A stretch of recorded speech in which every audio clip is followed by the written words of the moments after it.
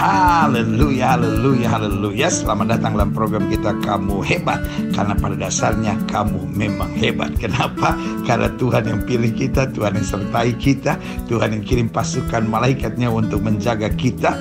Dan pada saat yang bersamaan Dia berikan Roh Kudus untuk menuntun kita. Dia berikan firman sebagai peta kehidupan kita, supaya kita tidak melangkah salah jalan, tapi hidup senantiasa dalam anugerahnya. Haleluya. Hari ini kita masuk dalam program kita Firman Sebelum Bobo. Karena memang firman Tuhan itu penuntun.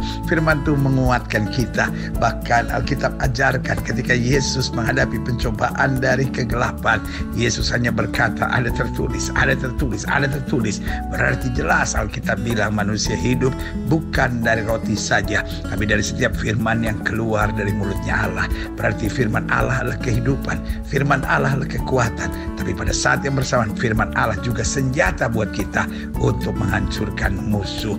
Nah, saudara yang kasih dalam Tuhan, dalam program Firman Sebelum Bobo hari ini kita masuk dalam pemahaman yang luar biasa tentang 33 kunci untuk membangun keluarga dalam suasana sorga. Saudara yang kasih dalam Tuhan, ini penting. Ada banyak orang pikir membangun keluarga sekedar pokoknya saya suka, dia suka, kita kayaknya sepakat, kita kayaknya saling cinta, ayo kita bangun pernikahan. Saudara yang kasih dalam Tuhan, pernikahan seperti itu saya beri nama pernikahan yang rapuh, karena ini hanya didasari pada suka. Tapi saudara yang kasih dalam Tuhan, pernikahan adalah sebuah perjanjian. Karena itu Alkitab bilang dari satu kesatuan ilahi akan lahir keturunan ilahi. Karena itu Alkitab dengan tegas bilang apa yang dipersatukan oleh Allah tidak bisa diceraikan oleh manusia. Berarti ini bukan sekadar perjanjian, tetapi juga perjanjian yang kekal. Orang dunia saja dapat mengerti bahwa kita akan sehidup semati, apatah lagi kita yang mendasari pernikahan kita pada janji Tuhan. Maka kita percaya pernikahan adalah perjanjian kekal yang penuh kebahagiaan, penuh kesukaan, dan penuh berkat Tuhan. Haleluya. Kiranya lewat firman ini setiap saudara menerima berkat-berkat Tuhan. Haleluya.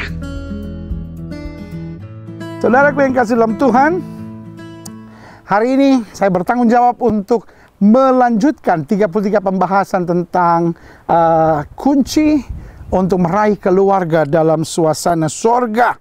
Dan hari ini kita sudah masuk hampir setengahnya. Sudah kunci ke-16. Dan kunci ke-16 berarti tinggal 17 lagi. Iya kan? Tinggal 17 kunci lagi. Iya kan? Dan kita bahas tentang nomor berapakah pasanganmu. Nomor berapakah pasanganmu di hidupmu. Nomor berapakah pasanganmu di hatimu. Nomor berapakah pasanganmu di pikiranmu. Nah, ini yang kita mau bahas bersama. Iya kan? 1 Petrus 3 ayat 1 sampai 7. 1 Petrus 3 ayat 1 sampai 7, demikian firman Tuhan. Demikian juga kamu, hai istri-istri, tunduklah kepada suamimu, supaya jika ada di antara mereka yang tidak taat kepada firman, jika di antara mereka ada yang ngaco, jika di antara mereka ada yang nggak benar, jika di antara mereka ada yang penuh dengan kekurangan dan kelemahan, mereka juga tanpa perkataan dimenangkan oleh apa? Kelakuan istrinya. Jadi bu, ibu, bu, bu, ini nih ibu-ibu kayak gitu nih, bu. Ah, ini ibu ya.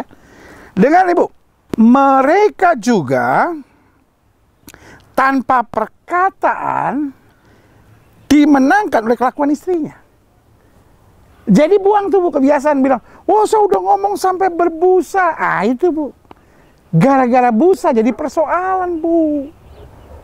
Karena firman Tuhan bilang bukan karena berbusa, tapi firman Tuhan bilang tanpa perkataan. Nah justru ini, kuasa seorang istri bukan pada banyak perkataannya, tapi kuasa seorang istri yaitu melalui kelakuannya. Yang setuju sama saya katakan kelakuan. Bapak-bapak nggak usah terlalu keras, ibu-ibu aja bilang kelakuan. Oke, ibu-ibu, semua wanita bilang sama saya kelakuan. Lihat ya.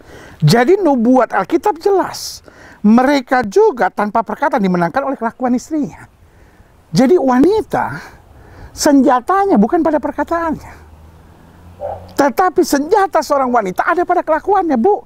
Yang harus kau tambah bukan perkataanmu, Bukan sampai berbusa lah, sampai berbuih-buih lah, ya kan? Tetapi yang harus kau tambah adalah kelakuanmu. Lebih positif, lebih bawa damai, lebih bawa sejahtera. Itu penting, Bu. Ayat 2. Jika mereka melihat, atau suami-suami mereka melihat bagaimana murni dan salehnya hidup istri mereka itu. Sama-sama bilang sama saya murni. Sama-sama bilang sama saya saleh. Apa itu murni, apa itu saleh? Artinya nggak macem-macem. Nggak aneh-aneh. Nggak ada mimpi-mimpi yang boten-boten gitu. Nggak ada kepinginan-kepinginan yang duniawi gitu. Itu yang bikin persoalan. Sorry ya, banyak suami udah enak lihat istrinya. Sama Pak, banyak istri juga enak lihat suaminya. Kenapa? Kelakuannya itu. Kenapa? Kelakuannya boten-boten aja gitu. Kepinginnya yang aneh-aneh aja gitu ya kan. Ayat 3. Perhiasanmu, lihat ya, janganlah secara lahiriah. Nah ini bukan berarti bahwa istri-istri tidak boleh berdandan, ya kan? Tuh dengar tuh, Gilbert bilang nggak boleh dandan. Bukan. Tapi perhiasan yang bisa memenangkan suami, Bu, ibu boleh pakai berlian 12 karat, Bu. Suamimu bisa tinggalin engkau, Bu. Kenapa? Lelah ngeliat engkau. Capek. Kayak lintah pemakan darah, Bu, gitu. Ngisep aja harta suami. Bener, Bu. Bapak-bapak tertawa, apalagi yang pelit. Wah, yang pelit bilang ini khotbah terbaik yang pernah Gilbert khotbahkan. Bagus juga ini ya kan. Gini, Bu. Bu, sorry ya Bu ya, saya ulangin Bu ya. Ada banyak istri seperti lintah gitu, Bu. Ngisep terus gitu. Harus beli ini, harus beli ini, harus beli ini, harus beli ini, harus beli ini, harus beli ini. Suami capek, Bu, lama-lama, Bu. Bener deh, Bu. Tidak sedikit suami yang harus korupsi, harus menghalalkan segala cara. Kenapa? Untuk bikin istrinya senyum. Kenapa? Istrinya baru bisa senyum kalau dapat perhiasan. Istrinya baru bisa senyum kalau dapat barang-barang mahal, Bu. Makanya Alkitab bilang yang bisa membuat suamimu tertarik, yang bisa membuat suamimu kagum, yang bisa membuat suamimu sayang kepada engkau, perhiasanmu itu janganlah secara lahiriah. Itu dengan mengepang-ngepang rambut nih. Chanel belum ada zaman ini nih, ya kan? Louis Vuitton belum ada. Iya kan? Zaman ini merek-merek sepatu mahal belum ada nih. Zaman ini mungkin berlian-berlian belum nih, belum hitungan karat nih, ya kan? Makanya kita bilang gini, perhiasanmu jangan secara lahiriah, itu dengan mengepang-ngepang rambut, memakai perhiasan emas atau dengan mengenakan pakaian yang indah-indah. Tetapi perhiasanmu, ini dia, yang dapat memenangkan hati suamimu, yang dapat memulihkan rumah tanggamu, yaitu manusia batiniah yang tersembunyi dengan perhiasan yang tidak binasa, yang berasal dari apa? Wah, haleluya. Roh yang lemah lembut dan tentram. Kenapa? Semuanya ini kata Alkitab sangat berharga di mata Allah. Sama-sama bilang sama saya, roh yang lemah lembut. Amin. Bukan roh lintah, pengisap darah. Ya kan? Tentram, bukan mau cari ribut, bukan tentram. Mau berdamai, mau cari jalan keluar, mau cari solusi, mau ngalah, mau belajar ngertiin persoalan suami, ngertiin keadaan anak-anak, ngertiin. Nah itu dia. Ayat 5. Sebab demikianlah caranya perempuan-perempuan kudus dahulu berdandan, yaitu perempuan-perempuan yang menaruh pengharapannya kepada Allah. Perhatikan baik, dandanan yang luar biasa ini bukan hanya roh yang lemah lembut, bukan hanya roh yang tentram, tetapi yang ketiga dikatakan mereka tunduk kepada suaminya. Jadi 3 perhiasan luar biasa seorang wanita. Yang pertama, bernama roh lemah lembut. Yang kedua, bernama roh tentram. Dan yang ketiga, ini yang saya bilang paling mahal, adalah roh tunduk pada suami. Ayat 6. Sama seperti Sarah taat kepada Abraham dan menamai dia tuannya. Dan kamu adalah anak-anaknya, jika kamu berbuat baik dan tidak takut akan ancaman. Ayat 7. Tapi bukan hanya sampai di situ. Ayat 7 bilang apa? Demikian juga kamu, Pak. Halo, Pak, dengar nih Pak. Demikian juga kamu, suami-suami, hiduplah bijaksana dengan istrimu sebagai kaum yang lebih lemah. Artinya kalau dia lemah, tugasmu bukan ngikut, tugasmu apa? Nguatin. Tugasmu kasih pengarahan, tugasmu arahkan. Wah, tapi ribut pendeta. Ini. Makanya Alkitab bilang bijaksana. Dikatakan hiduplah bijaksana dengan istrimu sebagai kaum yang lebih lemah. Hormatilah mereka. Jadi karena dia lemah bukan dihina, karena dia lemah bukan disingkirkan, karena dia lemah bukan diacuhin. Tetapi hormatilah mereka sebagai teman pewaris dari kasih karunia, yaitu kehidupan supaya doamu jangan terhalang. Ini ayat kebanggaan wanita-wanita. Pak, kalau papa nyakitin hatiku, doamu terhalang. Tapi itu betul. Suami yang cinta istrinya, suami yang menghargai istrinya, ya kan? Kecuali istrinya ngeyel, ya kan? Tapi kalau suami mencintai istri, menghargai istrinya, Alkitab bilang doanya tidak akan terhalang. Karena apa? Karena kalau suami neko-neko, doanya terhalang, kata Alkitab. Nah, makanya dalam pendahuluan saya jelaskan gini.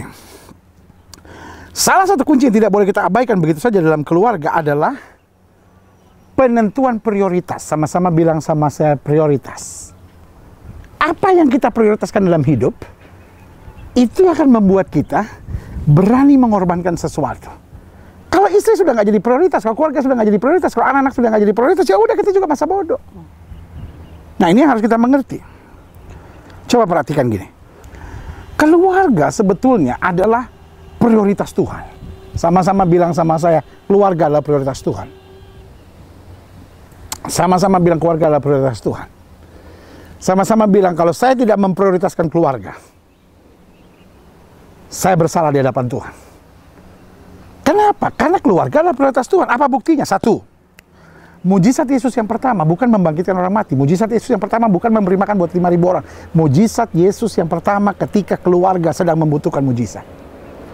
Ketika Ibu Yesus berkata mereka kehabisan anggur, artinya apa? Rumah tangga yang belum dimulai ini akan hancur. Layu sebelum berkembang, kata orang Indonesia bilang.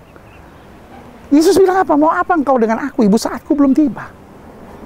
Tapi Ibu Yesus berkata mereka kehabisan anggur. Artinya kalau kau tidak berbuat sesuatu, rumah tangga ini hancur. Yesus langsung buat mujizat. Saudaraku yang kasih dalam Tuhan, mujizat Yesus yang pertama justru terjadi di keluarga. Bukan membangkitkan orang mati, bukan kasih makan 5.000 orang. Bukankah ini mujizat lebih dahsyat? Tapi Yesus lebih fokus pada keluarga. Setiap kali keluarga membutuhkan sesuatu, Yesus selalu hadir untuk melakukan mujizat dan kuasanya yang sempurna. Amin. Jadi jangan tanya, Yesus mau nggak pulihkan rumah tangga saya? Yesus bisa nggak? Dia selalu siap dan dia selalu punya waktu dan dia selalu bisa. Yang kedua, apa dasarnya saya sebut keluarga menjadi prioritas Tuhan? Karena keluarga pertama adalah hasil karya Allah yang sempurna. Keluarga pertama bukan Adam cari-cari perempuan. Ya kan? Keluarga pertama, Tuhan sendiri yang bilang tidak baik kalau manusia itu seorang diri saja. Bukan hasil protes Adam yang bilang, gimana sih Tuhan, singa ada jantan ada betina, kenapa aku sendiri? Enggak. Tapi keluarga pertama adalah hasil tangan Tuhan sendiri. Yang setuju sama saya katakan amin. Tuhan sendiri yang membuat Adam tertidur, Tuhan sendiri yang mengambil tulang rusuknya, Tuhan sendiri yang membentuk dari tulang rusuk itu wanita, dan Tuhan sendiri yang membawanya. Luar biasa, saudara-saudara. Jadi yang pertama, mujizat Yesus yang pertama terjadi di pesta perkawinan. Kedua, keluarga pertama adalah hasil karya Allah sempurna. Tiga, Allah menjadi manusia di tengah keluarga. Amin.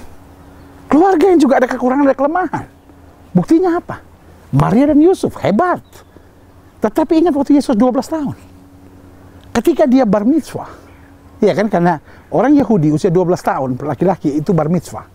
Jadi harus dibawa ke bait Allah. Atau kalau sekarang ke tembok ratapan seringkali. Lalu mereka mengadakan bar mitzvah. Bar mitzvah itu apa? Bar mitzvah itu artinya mulai hari ini dia menjadi pribadi yang menanggung dosanya sendiri. Nah, sebelumnya dia adalah bagian dari dosa keluarga. Artinya apa? Kalau dia berdosa, orang tuanya yang tanggung. Tapi setelah umur 12 tahun, dia sendiri menanggung dosanya. Itu kepercayaan orang Yahudi. Nah, sehingga waktu dia berangkat, pasti dia akan jalan bersama dengan ibunya. Karena orang Yahudi biasa kalau jalan bersama, yang wanita sama yang wanita, yang pria sama yang pria. Iya kan? Nah, sekarang apa yang terjadi? Mereka jalan pasti karena di bawah 12 tahun harus jalan sama ibunya. Nah, waktu sampai bar mitzvah di Yerusalem, ya kan? Sekarang mereka pulang. Nah, apa yang terjadi? Ibunya pikir Karena dia sekarang sudah man, udah selesai bar mitzvah, dia pasti sama bapaknya.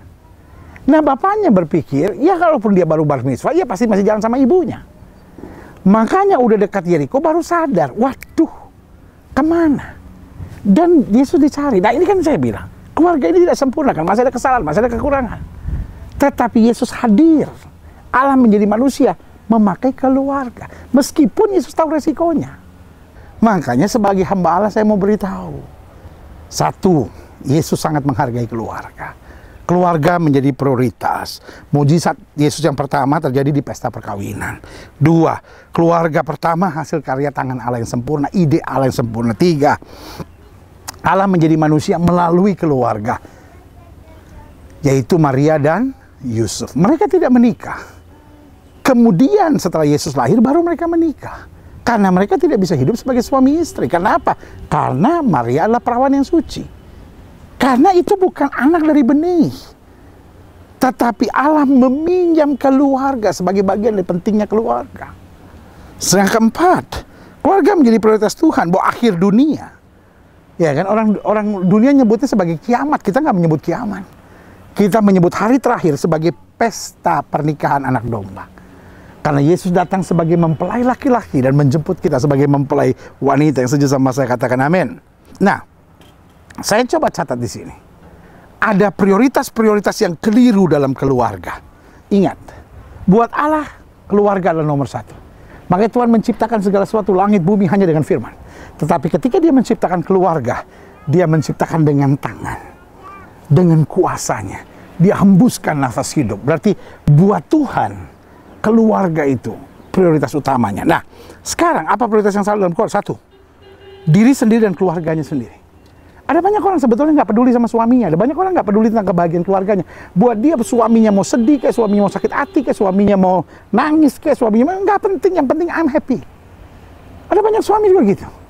Masa bodoh perasaan istri saya. Yang penting saya bahagia. Nah, lebih parah lagi, ada lagi yang prioritasnya adalah keluarganya sendiri. Pokoknya apapun, yang penting mama saya, kakak saya, adik saya, semua, pokoknya keluarganya sendiri. Makanya kalau kumpul keluarga, jangan bilang-bilang suami kamu ya, lepas dari apapun kan di orang lain. Waduh, jahat tuh. Jahat tuh saudara-saudara. Ketika, saya bilang, ketika menikah saling memperhatikan itu harus. Tetapi bukan hanya fokus pada keluarga sendiri. Makanya Alkitab bilang, seorang laki-laki akan meninggalkan keluarganya. Nah, berarti seorang wanita juga dong. Iya kan? Baru bersatu. Sama-sama bilang sama saya bersatu. Makanya Alkitab bilang apa? Kita harus keluar. Nah, saudaraku yang kasih dalam Tuhan, jadi prioritas ketika diri sendiri dan keluarga kita. Ada banyak orang demi keluarganya aduh sorry deh. Ibu-ibu mertua yang bisa nasihatin anaknya. Bini lu tuh nggak bener. Ceraiin aja. Laki lu tuh nggak beres tuh. Kalau gue jadi lu, udahlah, ngapain? Lu kan cantik, masih bisa dapat yang lebih dari dia, yang lebih kaya lagi. Laki lu cuman penampilannya aja isinya kosong. Waduh, jahat. Saya mau bilang orang tua kayak begitu, engkau belum bertobat. Engkau betul-betul dirasuk setan, saudara. Bertobatlah, ya kan? Karena prioritas utama bukan diri sendiri, bukan keluarga sendiri, juga bukan uang. Bayangin ada banyak rumah tangga kalau ada uang senyum. Wah, kalau suami bisa ngasih uang terus, istri bahagia. Kalau istri bisa dapat uang, suami bahagia. Wah, ini nggak benar. Ketika uang sudah menjadi prioritas dalam keluarga, saudaraku yang kasih dalam Tuhan, kau masuk dalam jebakan setan. Jebakan Batman kalau orang sekarang bilang. Iya, uang bukan prioritas utama. Jangan sampai kita kayak orang dunia bilang, ada uang abang sayang, tidak ada uang abang ku tendang melayang. Jangan. Uang bukan prioritas utama. Makanya selalu saya bilang, rumah tangga Kristen, tanggal 1 atau tanggal 31, senyum kita harus sama. Tanggal 1 atau tanggal 21, senyum kita harus sama. Uang bukan prioritas utama. Uang hanya alat. Makanya selalu saya bilang, kalau uang jadi hamba, dia hamba yang baik. Tapi kalau uang jadi tuan, dia jadi tuan yang keji dan kejam sama sekali. Yang ketiga, prioritas yang salah dalam keluarga bukan diri sendiri dan keluarga, bukan uang, bukan juga pekerjaan dan pelayanan. Jangan sampai kita tinggalkan tanggung jawab keluarga hanya untuk pekerjaan. Jangan sampai kita tinggalkan keluarga hanya untuk pekerjaan. Jangan sampai kita tinggalkan keluarga hanya untuk pelayanan. Nggak bisa, saudara-saudara. Tuhan nomor satu, amin. Tapi jangan pelayanan nomor satu. Tuhan nomor satu, amin, tapi bukan pekerjaan nomor satu. Ketika kita punya prioritas yang bingung seperti itu, hancur semuanya. Selanjutnya, apa prioritas yang salah dalam keluarga? Yaitu sahabat, teman, serta hobi. Ada banyak orang lebih perhatikan sahabat daripada istrinya. Ada banyak orang lebih peduli sama sahabat daripada suaminya. Ada banyak orang lebih siapkan waktu untuk hobinya daripada waktu kebersamaan bersama dengan istri atau suaminya. Selama masih mau fokus sama hobi, jangan kawin dulu, saudara. Nikmatin dulu hobi saudara. Ya kan? Saya tidak bilang bahwa istri tidak boleh ngerti hobi suami, suami tidak boleh ngerti hobi istri. Harus saling mengerti, amin. Tetapi itu bukan prioritas utama. Ketika itu menjadi prioritas utama yang namanya sahabat, teman, hobi, maka saudaraku, rumah tangga sudah ada di ujung jurang. Nah, pertanyaannya, mengapa banyak orang tidak memprioritaskan keluarganya? Berarti kalau keluarga memang prioritas, kan mestinya diprioritaskan. Betul. Kenapa banyak orang tidak memprioritaskan keluarganya? Saya lihat ada beberapa alasan di sini. Satu, karena konsep iblis. Hello, pendeta ini kalau ngomong tajam-tajam banget. Saya ulangi. Karena adanya konsep iblis. Apa itu konsep iblis? Ada bekas istri, ada bekas suami. Iya kan? Jadi kan kita mikir, oh saya harus lebih peduli sama saudara saya dong. Saya harus lebih peduli sama orang tua saya dong. Kan ada bekas suami, kan nggak ada bekas ibu kan. Kan nggak ada bekas kakak, nggak ada bekas adik kan. Nggak ada bekas teman kan. Jadi saya lebih baik kehilangan istri saya daripada kehilangan hobi saya. Wah, itu jahat. Saya mau bilang, konsep Kristen beda. Apa yang telah dipersatukan Tuhan tidak bisa diceraikan oleh manusia. Artinya apa? Konsep Kristen jelas. Tidak ada bekas istri, tidak ada bekas suami. Makanya Alkitab bilang, kalaupun kamu bercerai karena ketegaran hatimu, kamu tetap tidak boleh menikah lagi. Artinya apa? Karena persatuan antara suami dan istri itu tubuh, jiwa, dan roh. Satu kesatuan yang tidak bisa terpisahkan. Yang kedua, mengapa banyak orang tidak memprioritaskan keluarganya? Karena merasa lebih dekat dengan keluarganya sendiri daripada sama pasangannya. Ada orang yang lebih enak curhat sama cicitnya. Ada orang yang lebih enak curhat sama temennya. Ada banyak orang yang lebih senang curhat sama tantenya, sama omnya daripada sama pasangannya. Ini bahaya. Kita harus lebih dekat sama pasangan kita. Kenapa? Karena Alkitab bilang kesatuan roh. Betul. Ya tapi kan blood is thicker than water. Nah ini lagi pandangan yang ngaco banget gitu. Maksudnya hubungan darah lebih dekat daripada hubungan air. Betul, itu kalau kita bandingkan keluarga sama teman. Tetapi ingat, keluarga dibanding sama istri itu bukan keluarga lagi. Keluarga itu adik kakak saudara itu cuma hubungannya darah. Tetapi keluarga suami istri ikatannya itu roh kata Alkitab. Apakah yang dikenal dari kesatuan roh ini? Keturunan ilahi. Nah lihat selanjutnya. Mengapa banyak orang tidak memprioritaskan keluarga? Karena tidak memiliki pemahaman yang benar. Dia bilang, ya suami atau istri toh kita kan akan bersama-sama. Ya betul. Tetapi dia tetap harus menjadi prioritas selanjutnya. Mengapa banyak orang tidak memprioritaskan keluarga? Karena pokoknya saya mau senang. Saya tidak mau bertanggung jawab. Sementara untuk keluarga itu tanggung jawab. Bukan cuma senang. Nah, saya selalu bilang ini. Orang yang masih pikiran cuma mau senang-senang dan tidak bertanggung jawab, jangan kawin dulu. Karena kalau sudah menikah, sudah pasti jadi troublemaker. Tapi kalau sudah siap bertanggung jawab, ini menjadi hal yang dahsyat. Amin. Selanjutnya, apa dampak buruknya kalau keluarga tidak diprioritaskan dengan baik? Nah, saya pelajari begini. Kalau keluarga tidak diprioritaskan dengan baik, satu, kita bersalah di hadapan Tuhan. Kenapa? Kita melawan hukum Tuhan. Karena hukum Tuhan bilang, apa yang telah dipersatukan Tuhan tidak boleh diceraikan oleh manusia. Suami kasih istri, dan jangan sakiti hatinya.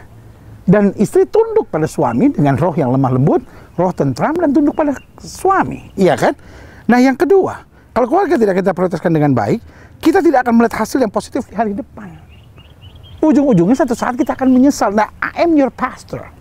Saya gembala saudara. Saya bertanggung jawab untuk mengarahkan saudara sejauh saudara mau untuk membangun keluarga yang bahagia. Karena kalau saudara tidak memprioritaskan keluarga, pekerjaan nomor satu atau ini atau itu, ujung-ujungnya saudara akan kecewa aja. Hasil positif nggak akan saudara dapat. Dan yang ketiga, kalau keluarga tidak kita prioritaskan dengan baik, iblis mudah menggoncang keluarga kita. Kenapa? Ada celah. Makanya Alkitab selalu ajarkan kita jangan beri kesempatan kepada iblis. Iblis cuma butuh sebuah celah kecil untuk dapat menghancurkan kehancuran yang besar. Nah, pertanyaannya, Jika pasangan kita di nomor satu, apakah semua keinginannya harus diikuti? Aha. Banyak istri-istri duniawi memakai ini sebagai senjata. Nggak dengar tuh Gilbert ngomong apa? Gilbert bilang kan istri harus di nomor satukan. Berarti kalau saya mau beli sepatu, papa harus bilang iya. Kalau saya mau beli TV, papa harus bilang iya. Kalau saya mau beli jam tangan, papa harus bilang iya. Karena istri harus nomor satu. Stop. Istri harus nomor satu, keluarga harus nomor satu, amin. Tetapi penafsiran itu penafsiran yang duniawi. Itu penafsiran dari orang yang ngaco, saudara-saudara. Karena saya simpulkan, jika pasangan kita nomor satu, apakah semua kemauan harus diikuti? Tidak. Contoh Isabel misalnya. Lihat 1 Raja 19 ayat 1 sampai 2. Demikian firman Tuhan. Ketika Ahab memberitahukan kepada Isabel segala yang dilakukan Elia dan perihal Elia membunuh semua nabi itu dengan pedang, maka Isabel menyuruh seorang suruhan mengatakan pada Elia, beginilah kiranya para Allah menghukum aku. Bahkan lebih lagi daripada itu, jika besok kira-kira pada waktu itu aku tidak membuat nyawamu sama seperti nyawa salah seorang dari mereka itu. Ahab sebagai suami sharing sama Isabel. Tujuannya apa? Supaya Isabel bertobat. Karena itu semua adalah dukun-dukunnya Isabel. 450 nabi Baal dan 400 nabi Asyera. Tetapi Isabel bukannya bertobat, malah bilang, oke, kamu diam aja. Ini urusan saya akan hancurin dia, saya akan beresin. Nah itu dia. Harusnya sebagai suami, dia mulai memperingatkan. Kamu harus bertobat, kamu salah. Ini tindakan yang nggak beres. Tuhan sedang menghukum kita, kalau nggak kita lebih hancur. Nah, karena Ahab tidak memperingatkan, akhirnya seluruh keluarga ini binasa. Jadi ingat ya, Ahab tidak menomorsatukan Isabel. Tapi Ahab mengiyakan segala sesuatu yang Isabel mau, dan ini akhirnya hancur. Yang kedua, kita lihat Herodias. Matius 14 ayat 8 sampai 10. Maka setelah dihasut oleh ibunya, anak perempuan itu berkata, berikan aku di sini kepala Yohanes Pembaptis di sebuah talam. Lalu sedihlah hati raja, tapi karena sumpahnya dan karena tamu-tamunya diperintahkan juga untuk memberikannya. Disuruhnya memenggal kepala Yohanes Pembaptis di penjara. Herodes meskipun seorang raja yang kejam, tapi dia tahu Yohanes Pembaptis ini dari Tuhan. Dia memberitakan kebenaran, tapi Herodias tersinggung karena pernah ditegur oleh Yohanes Pembaptis. Nah, Herodias tiba-tiba minta kepalanya Yohanes Pembaptis. Nah, saudara gue yang kasih dalam Tuhan, sebagai ayah harus menomorsatukan anak, sebagai suami harus menomorsatukan istri, sebagai bagian dari keluarga dia harus menomorsatukan keluarga. Tetapi saudara gue yang kasih dalam Tuhan, kalau ada permintaan yang udah mulai ngaco, ada permintaan yang mulai nggak benar, dia harus berani berkata tidak. Tapi apa yang terjadi? Dia ikuti. Akhirnya kutuk turun dalam hidupnya. Nah, selanjutnya, Sarah. Atau waktu itu namanya masih Sarah. Lihat Kejadian 16 ayat 2. Berkatalah Sarai kepada Abraham, engkau tahu, Tuhan tidak memberi aku melahirkan anak. Karena itu baiklah hampiri hambaku itu. Mungkin oleh dialah aku mendapat memperoleh seorang anak. Dan Abraham mendengarkan perkataan Sarai. Persoalan-persoalan serius dunia hari-hari ini terjadi kenapa? Karena Abraham mendengar permohonan Sarah. Saudaraku yang kasih dalam Tuhan, ini bukan soal nomor satu, ini bodoh saudara-saudara. Menomorsatukan bukan berarti mengiyakan semua permintaan yang aneh-aneh, jelas nggak? Yang keempat, kita perlu belajar dari ini. Ayub 2 ayat 9 sampai 10. Maka berkatalah istrinya kepadanya, masih bertekunkah engkau dalam kesalehanmu? Kutukilah Allahmu dan matilah. Luar biasa ayat 10 ini. Setiap pria, setiap wanita, setiap orang tua harus belajar ini. Tetapi jawab Ayub kepadanya, kau berbicara seperti perempuan gila. Apakah kita mau menerima yang baik dari Allah tapi tidak mau menerima yang buruk? Dalam kesemuanya itu Ayub tidak berbuat dosa dengan bibirnya. Lihat saudaraku yang kasih dalam Tuhan, kelihatannya kalimat Ayub keras. Tapi Alkitab bilang Ayub tidak berdosa dengan perkataan bibirnya. Artinya apa? Dia tegas. Dia membuat garis yang jelas. Ayub seorang yang memprioritaskan keluarga. Soalnya ingat nggak cerita Alkitab? Bahwa setiap pagi dia mempersembahkan korban. Kalau anak-anakku ada yang berbuat salah. Artinya apa? Keluargaku nomor satu. Aku mau korban apapun siap. Demi keselamatan anak-anakku. Wah, luar biasa saudara-saudara. Tetapi waktu istrinya meminta sesuatu yang keliru, dia berani berkata tidak. Luar biasa. Jadi di sini kesimpulan saya gini. Meskipun keluarga menjadi dan harus menjadi prioritas utama, namun tidak semua keinginan pasangan harus dikabulkan. Karena setan bisa pakai keinginan pasangan untuk menghancurkan. Nah, ini yang kita harus waspada, kita harus doa, kita harus berjaga diri, istri juga harus jaga-jaga, suami juga harus jaga-jaga, supaya jangan permintaan kita sebetulnya dikendalikan setan yang seperti saya bilang. Akhirnya kita punya roh lintah untuk ngisep pasangan kita. Sampai pasangan kita menjadi sengsara gitu, saudara, ya kan? Makanya saya tegaskan, kapan kita harus berani berkata tidak? Satu, ketika permintaan pasangan didasari pada kebencian, kedendaman, serta hawa nafsu daging. Ya, Herodias meminta sesuatu karena apa? Karena kebenciannya, karena kedendamannya. Ya kan? Isabel, karena kebenciannya, karena kedendamannya. Ya kan? Sarah, karena apa? Karena kebodohan, karena hawa nafsu dagingnya. Gak mungkin saya punya anak, tapi saya harus punya anak. Gak percaya pada Tuhan, gak percaya pada iman, gak percaya pada janji Tuhan. Ya udah ambil, bikin strategi sendiri. Ini ngaco. Di saat seperti itu kita harus bertindak. Kita harus berani berkata tidak. Kita jangan mau masuk dalam lingkaran setan yang ujung-ujungnya menghancurkan kita. Yang kedua,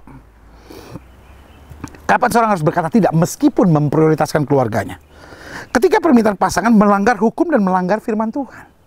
Ketika memang sudah melanggar hukum dan melanggar firman Tuhan, kita harus berani berkata tidak. Karena kalau tidak, kita akan masuk dalam jebakan setan yang sebetulnya tujuannya hanyalah untuk menghancurkan keluarga kita. Dan yang ketiga, ketika permintaan pasangan tidak baik bagi keluarga kita. Jangan ABS atau AIS. Asal bapak senang atau asal ibu senang. Kalau udah, ya udahlah, terserahlah. Yang penting mama happy, ya udahlah, terserahlah. Yang penting papa happy lah. Waduh, rumah tangga ini adalah rumah tangga yang menuju pada kehancurannya. Kenapa? Yang mengendalikan ini bukan lagi suami atau istri, tapi yang mengendalikan ini setan dan hawa nafsunya. Istri cuma dipakai oleh setan untuk memuaskan hawa nafsunya, tapi tujuannya untuk mendatangkan kegoncangan pada rumah tangga itu. Mulai hari ini, biarlah Kristus yang ngatur keluarga kita. Biarlah Kristus yang mengatur keinginan-keinginan kita. Biarlah Kristus yang mengatur prioritas kita. Supaya Yesus tetap nomor satu. Cari dahulu kerajaan Allah serta kebenaran, semuanya akan ditambahkan padamu. Yesus nomor satu. Baru keluarga selanjutnya menjadi bagian yang terpenting di muka bumi ini. Selanjutnya sebagai renungan penutup, pertanyaan saya sambil saya panggil setiap pemain musik maju ke depan. Saya ajak jemaat sekalian untuk merenungkan ini. Sudahkah keluarga menjadi prioritas utama di kehidupan kita setelah Tuhan? Tuhan harus nomor satu. Setelah itu, keluarga menjadi fokus yang penting. Bukankah suami datangnya dari Tuhan? Bukankah istri datangnya dari Tuhan? Bukankah keluarga datangnya dari Tuhan? Dan bukankah anak-anak adalah anugerah Tuhan buat kita dalam keluarga? Saudaraku yang kasih dalam Tuhan, tentukan prioritas hidup sudah dengan baik. Ketika sudah menentukan prioritas hidup sudah dengan baik, maka sudah akan mencapai destiny hidup sudah dengan luar biasa. Setiap mata terpejam, setiap kepala tertunduk, setiap hati terangkat pada Tuhan.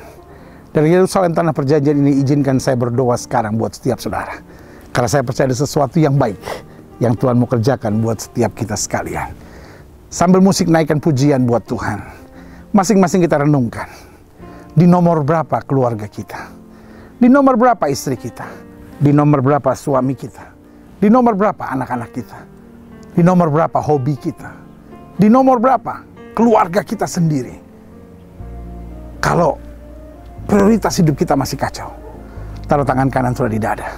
Atau mungkin sudah berkata, saya seorang yang bingung dalam hidup ini dalam menentukan prioritas. Taruh tangan kanan sudah di dada. Atau mungkin sudah berkata, saya serba sulit hari-hari ini. Saya mau berkata tidak, rumah tangga ribut. Saya mau berkata iya, rumah tangga hancur. Saya serba bingung. Saya butuh hikmat Tuhan. Taruh tangan kananmu di dada. Seperti Ayub dapat mengatasi persoalan dengan istrinya. Jangan kita seperti Herodes bodoh. Jangan kita seperti Ahab bodoh. Tapi biarlah kita diberkati Tuhan dengan roh yang sama. Roh kebijaksanaan yang ada pada Ayub. Untuk mengatasi setiap masalahnya dengan luar biasa. Jika itu doamu, taruh tangan kananmu di dada. Mungkin sekarang ini bisnis sedang menjadi prioritas utama. Mungkin hari-hari ini masalahmu berat dan fokuslah hanya masalah. Fokus pada Tuhan. Fokus pada keluarga. Dan kau akan kagum melihat. Istri, ingat, perhiasanmu adalah roh lemah lembut, roh tentram dan tunduk pada suami. Jika itu doamu, taruh tangan kananmu di dada. Suami dan istri, jangan masih terikat pada keluarga masa lalumu. Keluar, bangun keluarga baru dengan sukacita Tuhan yang sempurna. Kalau hari ini sudah merasa, pendeta saya sebetulnya tersinggung loh dengan omongan pendeta. Pendeta nyebut-nyebut roh lintah dan segala sesuatunya. Tapi kalau saya berpikir lagi, betul sih, jangan-jangan setan mulai pakai itu, taruh tangan kananmu di dada. Dan izinkan saya berdoa sekarang. Setiap seorang yang didoakan yang taruh tangan kanan sudah di dada, boleh angkat hati di hadapan Tuhan, kita berdoa. Bapa, dalam nama Yesus, lihat setiap tangan yang ditaruh di dada mereka, sebagai tanda penyerahan, sebagai tanda pertobatan, sebagai tanda kami memerlukan Tuhan dalam hidup ini. Bapa, hamba berdoa di dalam nama Yesus, Tuhan jamah, sehingga setiap kami kembali pada prioritas yang benar. Tuhan menjadi nomor satu dan keluarga selanjutnya. Sehingga kami bisa menghargai istri kami, bisa menghargai suami kami. Tidak terus menuntut dan memerasnya, tapi justru mendorong, menguatkan, menghibur, dan memberi kebahagiaan. Kami tidak lagi menuntut, tetapi kami justru membagi dan memberi. Karena itulah cinta yang sejati. Bukan hanya menerima, tapi memberi. Hamba berdoa di dalam nama Yesus ada pemulihan. Hamba berdoa dalam nama Yesus ada berkat. Hamba berdoa dalam nama Yesus ada jalan keluar. Hamba berdoa dalam nama Yesus ada kuasa Tuhan yang sempurna. Hamba ucapkan berkat ini sekarang di dalam nama Yesus. Lihat setiap mereka yang taruh tangan kanan yang di dada, sehingga mereka dapat pemulihan. Mereka yang mungkin hari-hari ini sedang merasa bingung karena keadaan yang terjadi, Tuhan juga yang tentramkan hati. Setiap istri diberikan roh yang lemah lembut, roh tentram, dan roh tunduk pada suami. Setiap suami diberikan roh kebijaksanaan, diberikan roh cinta kepada istri, dan menghargai istrinya, menghargai anak-anaknya, dan bersyukur buat setiap anugerah yang Tuhan berikan. Di dalam nama Yesus, haleluya. Hamba juga doa buat yang sakit, setiap saudara yang sakit, taruh tangan kanan saudara di bagian tubuh saudara yang sakit. Iman di janji Tuhan untuk kesembuhan saudara. Mari kita berdoa. Bapa, dalam nama Yesus hamba ucapkan berkat kesembuhan, karena firman-Mu ya dan amin. Lihat setiap mereka yang taruh tangan kanannya di bagian tubuh yang sakit, kami tolak sakit penyakit, kami tolak kelemahan tubuh, kami patahkan di dalam nama Yesus. Ada mujizat, ada kesembuhan, ada berkat Tuhan yang sempurna. Sakit penyakit kami tolak, kelemahan tubuh, kuasa kegelapan setan-setan kami patahkan dalam nama Yesus. Sehingga hari ini kami menerima kesembuhan, karena kami percaya Yesus kami tidak berubah dulu, kemarin, hari ini, dan sampai selama-lamanya. Dengan iman kami nyatakan, oleh bilur Yesus kami yang percaya sudah disembuhkan. Haleluya, haleluya. Sama-sama katakan, oleh bilur Yesus saya sembuh. Sama-sama bilang, oleh bilur Yesus saya sembuh. Sama-sama bilang, oleh bilur Yesus saya sembuh. Haleluya. Bapa, hamba mengasihi jemaat-Mu satu persatu. Apa yang Tuhan taruh di hati hamba sudah hamba sampaikan bagi umat-Mu. Hamba doa firman termeterai, apa saja yang mereka kerjakan berhasil. Mereka nggak turun tapi naik, mereka jadi ekor, mereka jadi kepala. Hari-hari yang penuh mujizat di bagian hidup mereka, sehingga kemenangan demi kemenangan boleh berlaku dalam hidup mereka. Di dalam nama Yesus, haleluya, haleluya, haleluya, haleluya, haleluya. Saya undang kita semua bangkit berdiri. Kita naikkan pujian ini, karena kita tahu Yesus sumber kekuatan kita. Dalam Dia kita dipulihkan, kita ngerti prioritas hidup dan berjalan dalam anugerahnya. Haleluya, haleluya, haleluya, haleluya, haleluya.